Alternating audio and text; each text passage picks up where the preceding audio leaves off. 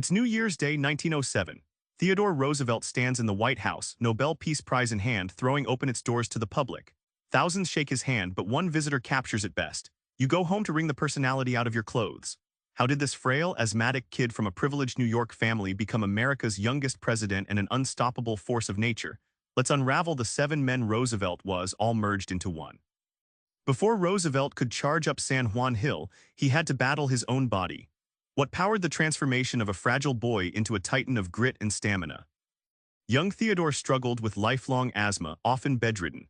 But instead of letting illness define him, he bullied it by diving into outdoor pursuits, boxing, horseback riding, and hunting in the rugged Badlands. Picture a Harvard graduate chasing down cattle thieves armed with a Winchester rifle in one hand and Tolstoy's Anna Karenina in the other. The kid was on fire. Roosevelt's approach to hardship was like forging metal by constant hammering. Every breathless gasp or asthma attack chipped away his frailty, replaced over time with fierce discipline and mental edge. He forged his character daily, molding resilience the way a blacksmith shapes iron, relentlessly and uncomfortably. The payoff: Roosevelt's vulnerabilities became strengths. His empathy for struggle shaped his leadership. He led with heart but fought with iron will. It's why he connected with soldiers, hunters, and politicians alike, blending courage with compassion into a magnetic force few could resist.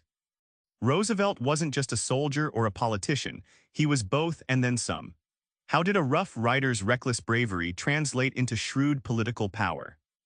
In 1898, Roosevelt led the Rough Riders up San Juan Hill in Cuba, a brutal, chaotic charge that captured headlines and hearts. The gaudy colonel with a big mustache didn't just fight. He embodied the spirit of youthful courage and patriotism, instantly catapulting him from assistant secretary to national legend. Before the battlefield, TR was a scholar of naval power. Fresh from Harvard, he penned a serious naval history, advocating for a stronger American fleet. Like a chess player reading 10 moves ahead, he saw the Navy's role in securing America's future as a global force, his ideas setting the stage for wars and diplomacy to come. Back home, the same energy fueled his insurgency in the New York State Assembly, where he led a ragtag coalition challenging graft and corruption. Picture a first-swinging reformer dismantling Tammany's grip. Fearless, relentless, and unapologetically direct, Roosevelt rewrote New York politics on his own terms. Heck, he rewrote the rulebook.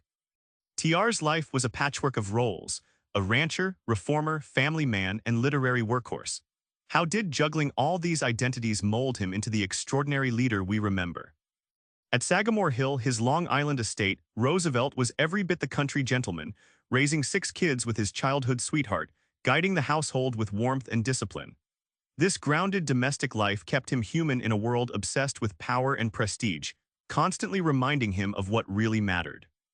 Appointed New York's police commissioner, Roosevelt prowled the city's darkest corners at night to fight corruption and crime firsthand. He wasn't just a figurehead. He grabbed nightsticks and smashed saloons, turning law enforcement into a battlefield of reform. His hands-on approach blurred the lines between politician and warrior. In rare spare hours, TR wrote 14 books spanning naval history, nature, politics, and memoirs.